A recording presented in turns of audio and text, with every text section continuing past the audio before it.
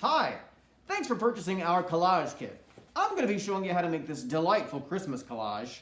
All you need is a good space setup for your art supplies and a little glue. Let's get started. So to start our collage, you'll need the piece of wood, and you're going to find the hole in the back. That's going to be the top of your collage, so just make sure you have it turned the right way on the front. You're going to be using the black acrylic paint, so make sure you have a smock on that's going to cover your clothing and a good workspace. It's not going to get messed up if you get a little bit of paint on it. So, using the foam brush, you're just going to brush back and forth, covering the entire board with black paint. You can also do the edges if you like. It's not required, but it makes it look really, really nice. Now, the edges are a little more textured, so I find that stippling works better here than brushing back and forth. So just kind of tapping it into those little crevices. Once you get it all painted, just let it sit and dry. It dries pretty quickly, so it won't take very long. And don't forget to clean your foam brush very well. We'll need it for later on. And the next step is to take the two gray pieces of construction paper. We're going to be cutting these from corner to corner, not in a straight line though. We want this to be the slopes of our snowy scene. So you can kind of put some back and forth curves here, not too curvy, just to kind of show a more natural slope to the banks of snow that we have. So from corner to corner, and you're going to do both of these the same way, so corner to corner on the next one as well. To make these look more snowy, you're going to take the oil pastel and you're going to peel the wrapper off, exposing the side, because you're going to use the side to add a lot of white, especially to that top curve that you just cut. Now these are going to go in opposite directions, so make sure you turn one the opposite direction. And again, using the side, pressing down with a lot of pressure. Really put a lot at the top, and you can keep it going down for pretty much as far as you want. I like to make mine wider at the top and just leave a little more gray at the bottom, but it's up to you. Now once the black acrylic paint is dried on your board, you're going to take both of these snowy banks and you're going to put them at each corner of the bottom of your board. So again, make sure you have it turned so that the hole is at the top on the back. So you can see how it fits into the bottom corner of your board. This is where you're going to need your white glue. Flip it over, and I like to draw my glue on with the tip of the bottle. That makes sure it doesn't come out in huge globs. You need some all around the edges, not right at the edge. You don't want it to squish out too much. Just make sure the entire shape has some glue on it. And work it into the bottom corner of your board. Doesn't matter which side you start on. You can do the left or the right. Just make sure it fits nicely into that corner. And you'll notice that these are going to overlap each other. So when you take the next one, just put the glue on it the same way you did the first one, bottom corner, and overlap.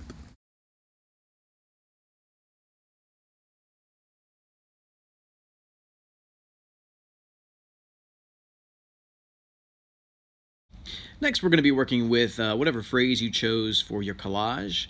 You're going to take the smaller piece of construction paper and you're going to place it up toward the top middle of your board. And I like to set out my words just to make sure I know how it's going to fit on my collage. Now, if you have two words, you can cut your construction paper in half if you want, and so your words are separate.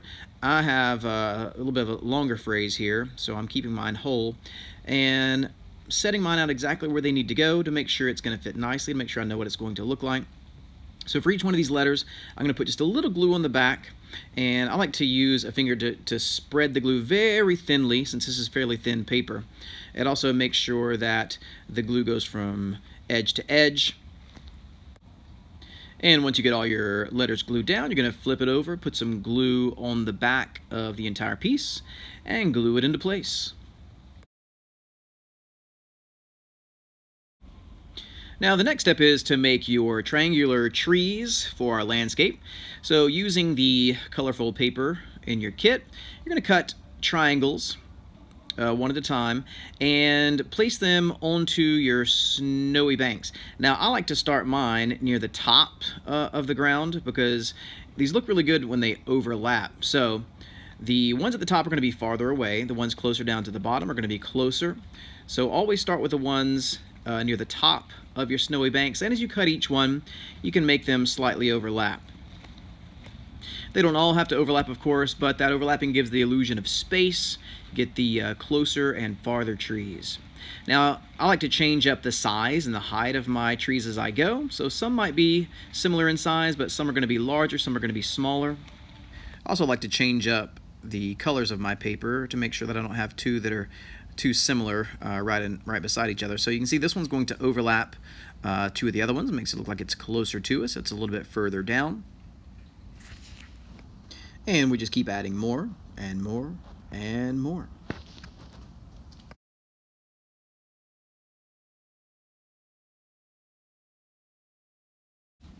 And now we have a nice little snowy forest of trees.